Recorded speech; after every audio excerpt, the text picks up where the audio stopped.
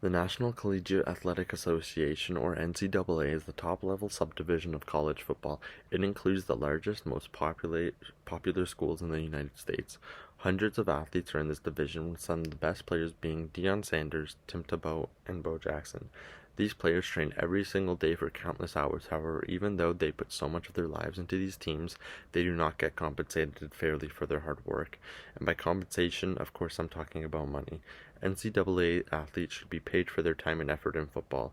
Paying NCAA athletes will improve their lives. First of all, legally, no one is obligated to pay these athletes. So to save money, schools won't even think about giving them any money.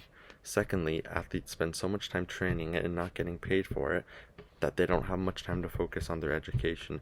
And lastly, but most importantly, paying NCAA athletes will improve their physical and mental health. The government claims that since the athletes are not employed, they are legally not responsible to pay them. These athletes are playing for the school and represent the school by doing so, and are giving a service to the school by building a reputation for their sports teams and popularizing the school as well. They may not have a contract stating that the students and the athletes aren't doing anything, but they're providing this service and which they should get paid for. They are playing for school teams and are the ones who give the schools their reputation.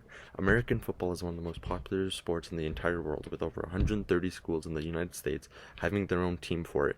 Since football is incredibly popular, it is not only a great source of income to the school, yet plays a big factor in gaining students yearly, and is a lot of reasons why students pick to go to the school that they do.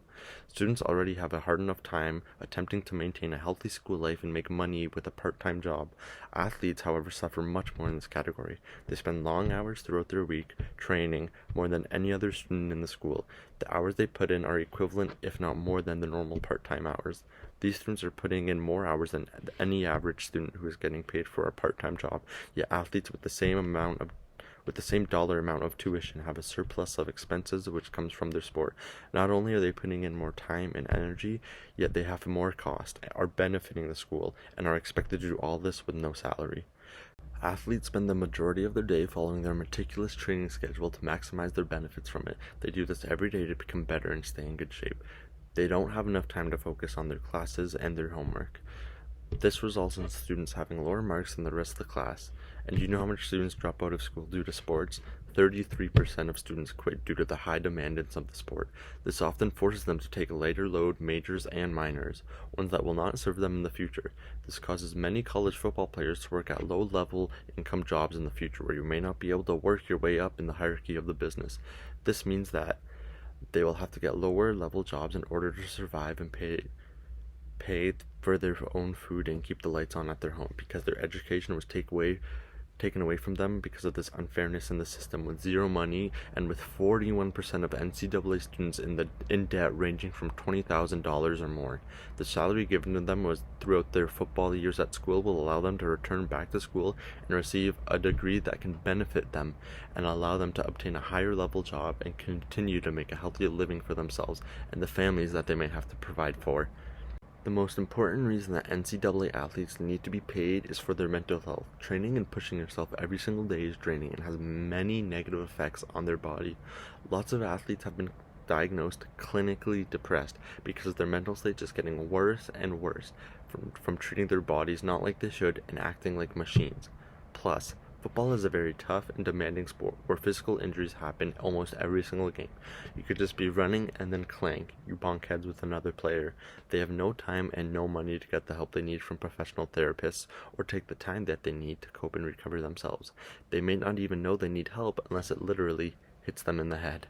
Receiving a salary would allow them to seek for the medical help that they need, which would allow them to purchase prescribed medicine which could help their mental state and physical state, or see a therapist who can help them work through their issues. Any amount of money would help because treatments for depression are always costly, with the average 45-minute session being $125 and take time to work and help you, which means repeated payments towards becoming healthier.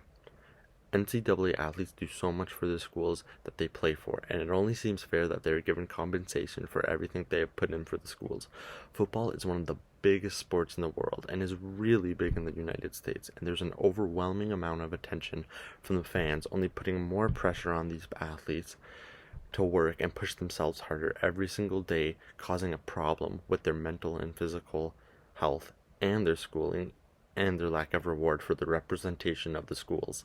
For these reasons, paying NCAA athletes will greatly improve their lives. They should be given money to use for tools that will help them make their own lives better and keep their mind and body healthy. So let's start a new chapter in the NCAA.